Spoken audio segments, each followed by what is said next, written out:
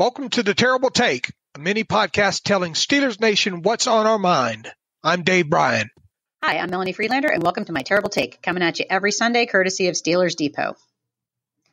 There's been a lot of buzz about Alabama offensive lineman Landon Dickerson. Most of it centers on his fantastic abilities and the likelihood that he would be a first-round draft pick. But in the past week, rumors have been swirling that a lot of GMs don't want to take a chance on him before the third round due to his injury history. This is a perennial problem in player evaluation, and every year scouts put question marks next to some players' names due to past injuries. But in many cases, those fears are never realized. Remember when the big concern about Bud Dupree was his spinal condition? Exactly.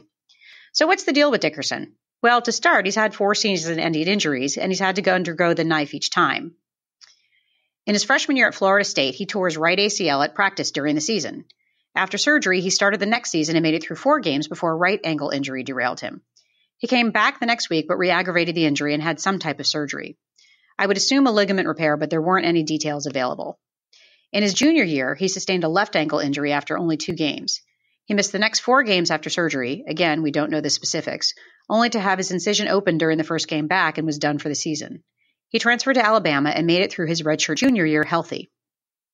In 2020, his final year in the starting center for Alabama, he protected QB Mac Jones for 11 games before going down with a left ACL tear in the SEC championship game. He underwent surgery soon after that, and here's where it gets weird.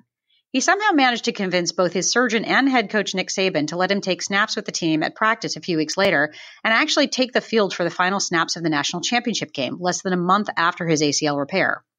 According to the team doctor, Dr. Kane, the team needed to be up by a few TDs, a goal he thought they'd never reach. They did, so you know the rest of it.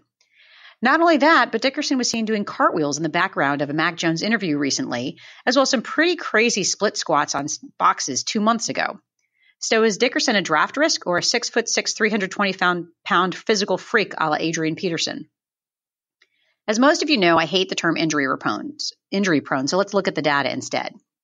The average return to play for an NFL player after an ACL repair is 10.8 months, and it sure looks like Dickerson is ahead of the curve for healing time. He might start the season on PUP, but he could easily be ready for week 1 the way he's going. After a review of NFL linemen undergoing ACL reconstruction published in Orthopedic Journal of Sports Medicine showed that all offensive linemen who returned to play came back for the season after the injury, and there was no difference in the overall number of seasons or games played once they did come back. So Dickerson, and Zach Banner while we're at it, could have a full NFL career as a starter despite his bilateral ACL repairs. Need more proof that an offensive lineman can succeed in the NFL after ACL repair? Take a look at Ravens guard Marshall Yonda. Since his ACL repair in 2008, he rang up 8 Pro Bowls, 5 second-team All-Pros, and 2 first-team All-Pros. Need one more? How about our own All-Pro center, Maurkice Pouncey? That's right, 9 Pro Bowls, and it was so long ago that you forgot he tore his ACL and MCL in 2013, and it was never an issue once he came back from surgery. Brian Baldinger raved about Dickerson's tape, and that's good enough for me. I say the Steelers should grab this SEC star if he's available at 24, or trade up to get him in the second round if he slips.